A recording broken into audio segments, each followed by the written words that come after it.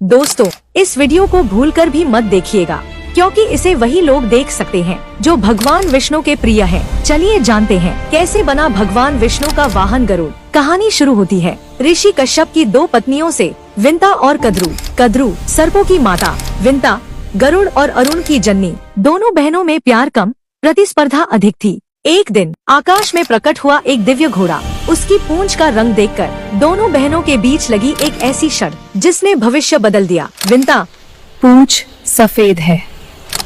कद्रू, नहीं, काली है। और शर्त थी, जो हारेगी वो दूसरी की दासी बनेगी। लेकिन कद्रू ने धोखे का सहारा लिया। अपने नाग पुत्रों को आदेश दिया, घोड़े की पूंछ से लिपट जाओ और उसे काला दिखा दो। धोखे की जीत हुई और विंता हार गई। वो अपनी ही बहन की दासी बन गई। जब गरुड़ ने अपनी माँ को इस दास्ता में देखा तो उनका हृदय क्रोध से जल उठा। वे नागों के सामने गरजे, मेरी माँ को मुक्त करो। नाग हंसे और बोले, मुक्ति चाहिए तो स्वर्ग से अमृत का कलश लाकर दो।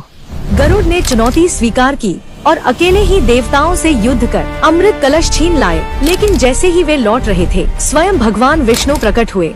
गरुड़, क्या तुम अमृत पीकर देवताओं को चुनौती देना चाहते हो? प्रभु, यह मेरे लिए नहीं, यह मेरी माँ की मुक्ति की कीमत है। गरुड़ के त्याग और साहस से प्रसन्न होकर विष्णु बोले, तुम अमर रहोगे और आज से मेरे वाहन बनोगे। गरुड़ ने वरदान मांगा, प्रभु, मेरा चिन्ह सदैव आपके ध्वज पर रहे। तभी से विष्णु का ध्वज कहलाया गरुड़ ध्वज। और विंता सदैव के लिए मुक्त हो गई। लेकिन नागों के साथ एक रहस्य और जुड़ा। वे अमृत पीने से पहले स्नान करने गए और तभी इंद्र आ पहुँचे। कलश उठा लिया और स्वर्ग ले गए। नाग लौटे और वहाँ पाया सिर्फ घास। उन्हें लगा कि यहाँ अमृत की कुछ बूंदें गिरी होंगी, इसलिए वो उस जगह को चाटने लगे। इसी से उनका मुंह फट गया और तभी से कहा जाता है, नागों की जहवा फटी होती है।